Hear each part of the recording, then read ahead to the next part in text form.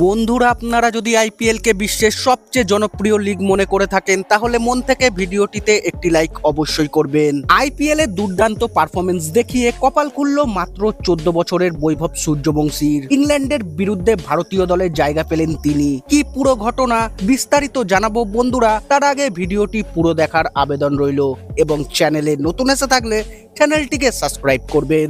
IPL কাঁপিয়ে এবার ইংল্যান্ডে খেলতে যাচ্ছেন 14 বছরের বৈভব সূর্যবংশী। আইপিএল এর 18তম সংস্করণে নিজের জাত চিনিয়ে সবার নজরে এসেছেন বিহারের এই ক্রিকেটার। আইপিএল এর অভিষেক ম্যাচেই ঝলক দেখিয়েছিলেন বৈভব, তবে পরবর্তীতে গুজরাটের বিরুদ্ধে মাত্র 35 বলে 17 রান হাঁকিয়ে রীতিমতো হইচই ফেলে দিয়েছিলেন এই কিশোর। এবার সেই ছেলেই যাচ্ছে ইংল্যান্ডে, খেলবে ভারতীয় দলের হয়ে।